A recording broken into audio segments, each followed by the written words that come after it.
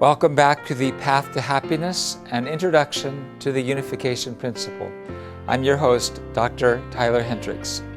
In our last session, we shared that coming on the clouds signifies that the Lord will come as a central figure surrounded by crowds of faithful, God-centered believers.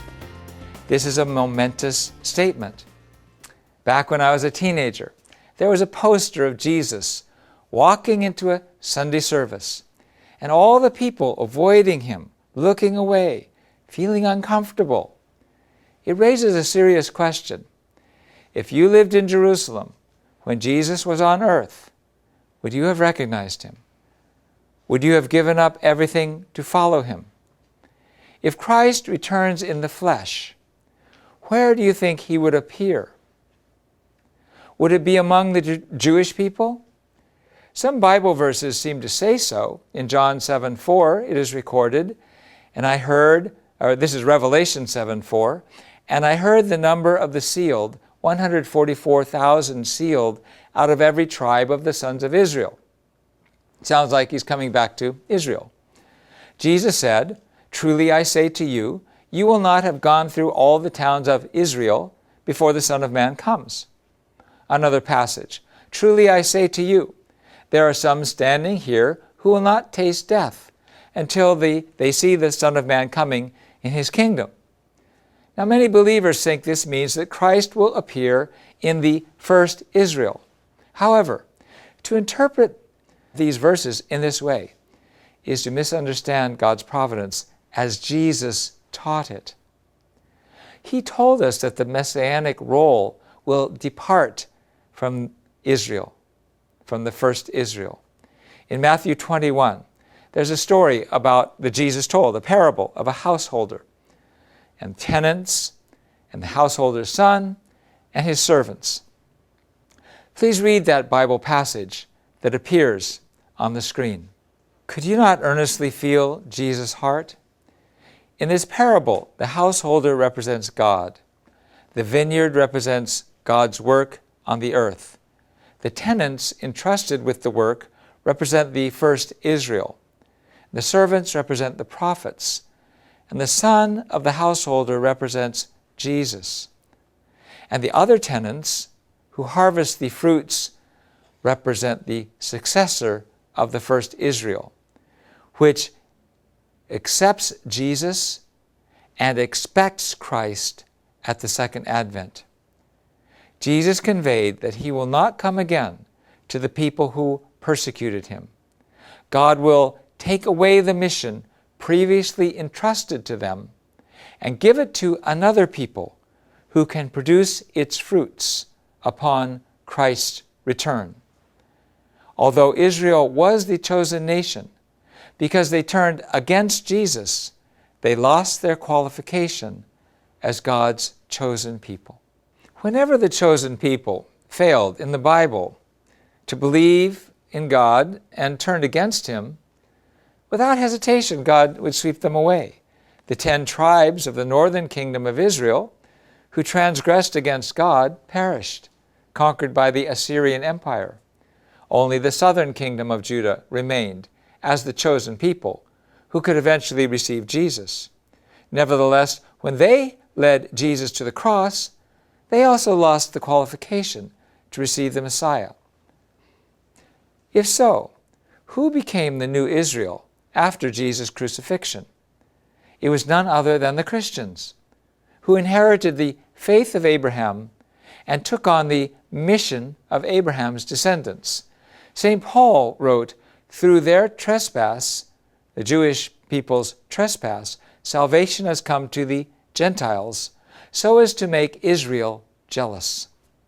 Therefore, the chosen people who should lay the foundation for Christ at the second advent are not the lineal descendants of Abraham, but rather the Christians who inherited the faith of Abraham. Well, there are many Christian nations. Which of them will inherit this unfinished work of God and bear its fruits? In the Bible, it teaches that the country that will inherit the unfinished work of God and bear the fruits is a nation that lies in the East. In the book of Revelation, chapter 5, 1-7, it says, "Then I saw another angel ascend from the rising of the sun, with the seal of the living God. And I heard the number of the sealed, 144,000. Christ will return from a country in the East." Since ancient times, the nations in the East have traditionally been considered to be the three nations of Korea, Japan, and China. Among them, Japan, throughout its history, has worshipped the sun goddess. Japan entered the period of the Second Advent as a fascist nation, and from 1910 severely persecuted Korea and invaded China. After a period of Christian presence in Japan, Japan suppressed Christianity brutally, which remains a very small part of its religious composition. China, at the time of the Second Advent, was moving to communism and has suppressed new religions. Neither are hospitable to Christ's flourishing. Is Korea, then, the nation in the East where Christ will return? Let us examine the historical conditions needed in order for Korea to become a nation fit to receive the Messiah. First, Korea had to fulfill a national dispensation of 40 for the separation of Satan. Entering the era of the Second Advent of the Messiah, Korea suffered untold hardships as a colony of Japan for a 40-year period.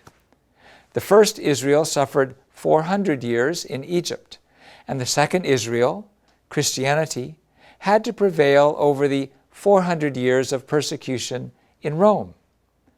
Korea also had to suffer for a 40-year period from 1905 to 1945 as a colony of Japan, in order to fulfill a dispensation of 40 for the separation of Satan. The Korean people suffered imperialism, economic exploitation, social anxiety, cultural and ideological oppression at the hands of Japan. In reaction, Korean Christians led an independence movement, yearning for God's kingdom, an ideal world. Second, Korea is the front line for both God and Satan. When we reach the end of history, inevitably, there will be a final battle between God's side and Satan's side, and God's side must bring victory. At the point of confrontation between God and Satan, a sacrifice must be offered as the condition to determine the outcome. The Korean people were this sacrifice. God intervened to save South Korea, and Satan aggressively captured and controls North Korea. For the sake of the restoration of the universe, Korea, as the national offering, was divided, just as Abraham's sacrifices were to be divided. The division is at the 38th parallel, the line dividing Cain and Abel. It is the front line in the battle between democracy and communism. If the second coming of the Messiah comes to Korea, God will work through him for a settlement between North Korea, Cain's view of life, and South Korea, Abel's view of life.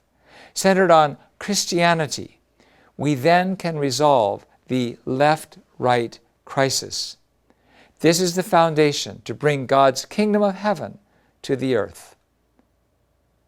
Third, Korea has to be the object partner of God's heart. In order to cultivate the history of the providence of restoration and be the object partner of God's deep, sorrowful, agonizing heart, this nation's many afflictions and pain must be honored within its troubled history. For this reason, Korea's history is one of blood and sweat and tears, working hard to protect its national identity, language, and territory, and to cherish its history of over 5,000 years. Furthermore, Korea is a good-hearted nation that has not once invaded another country. The Korean people are by nature endowed with a religious character. Korea is a strong nation that has evinced a strong desire to worship God and has always revered the virtues of loyalty, filial piety, and chastity. Fourth, the Korean people must have clear testimonies by prophets. The Korean people have believed in the prophecy that the righteous king will appear and establish a glorious and everlasting kingdom in their land. This messianic idea among the Korean people was revealed through the Maitreya Buddha in Buddhism and Changamnok, a book of prophecy. Furthermore, among the faithful of every religion in Korea are those who have received revelations that the founders of their religion will return to Korea. Korean Christians have received revelations and signs testifying to the second coming of Christ in Korea. They are sprouting in profusion like bamboo shoots after a rain. We invite you to join us. Thank you for your kind attention, and may God guide your consideration of all these things.